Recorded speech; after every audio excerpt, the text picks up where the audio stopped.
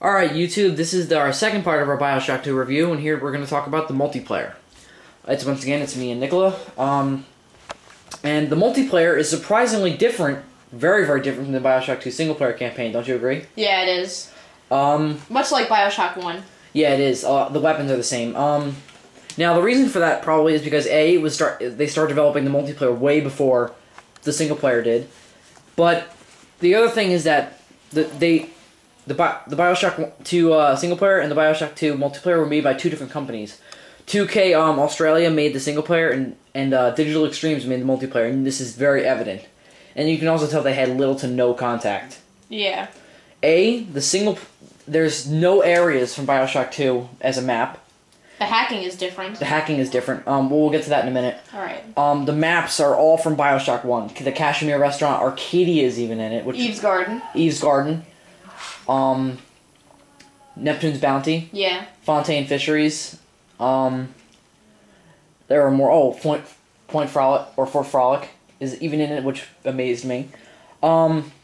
Which is kind of disappointing because it kind of disconnects you from the single player campaign. Also, Nicola, why don't you well, let me get into the characters first of all, or in the story. Surprisingly, the multiplayer has a backstory.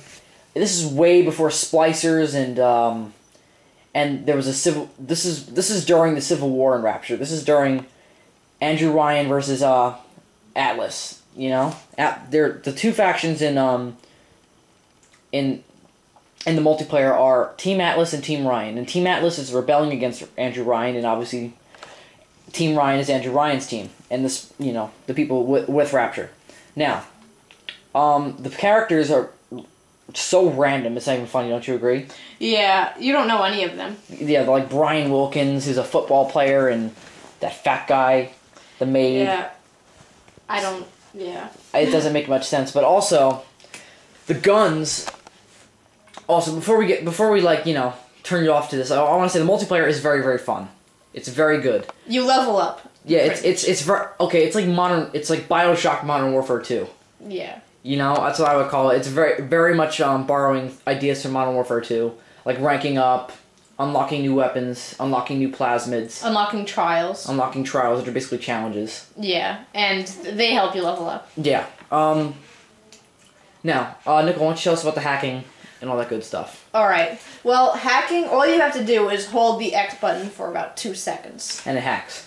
Yeah. You can hack turrets and vending machines. Now, turrets, and you can also take pictures of your downed comrades, which is kind of cool. Yeah. And it gives you a damage bonus.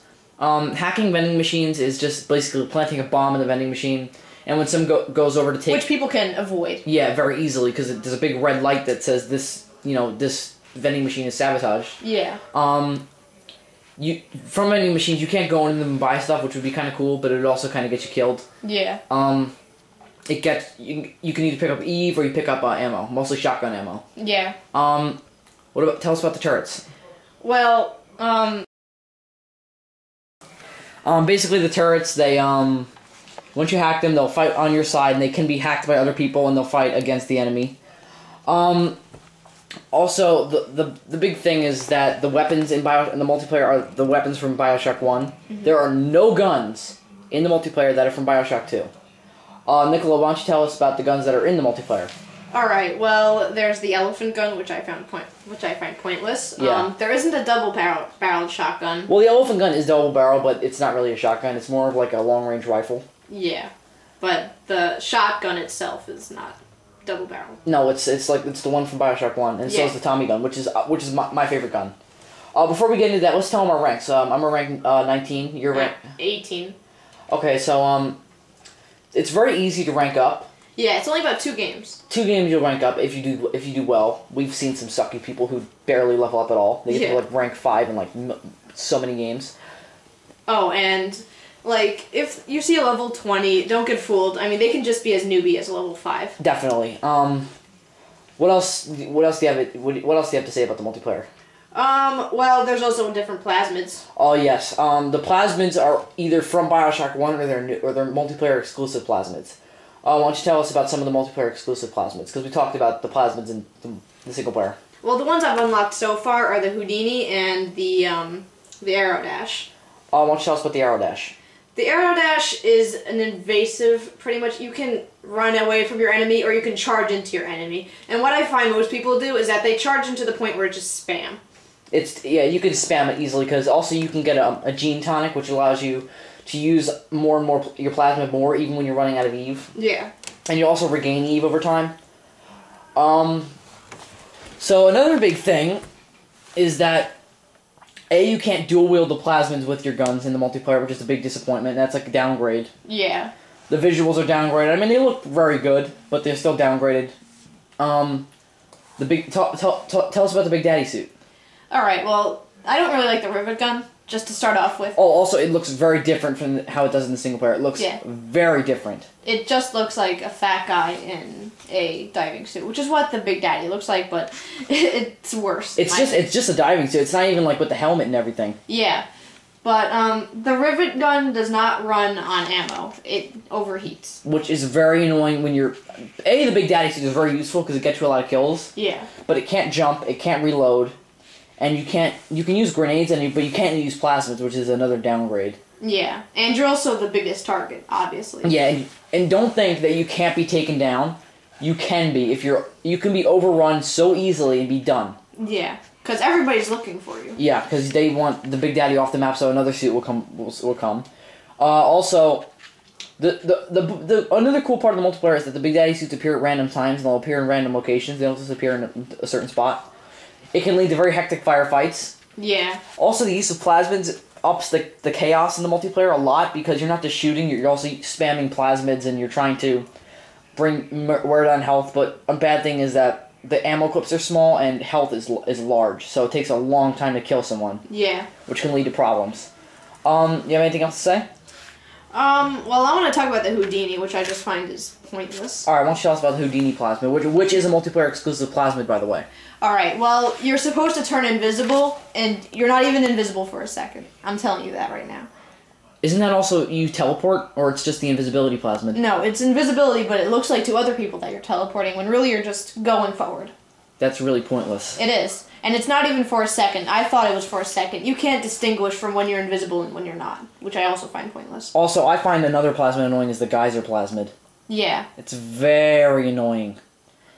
It's just so annoying because sometimes it doesn't even kill your enemies most times. When you use it, also, you can't shoot while you're being thrown up. Mm-hmm. So any chances of you coming back with another kill, forget them, you're done.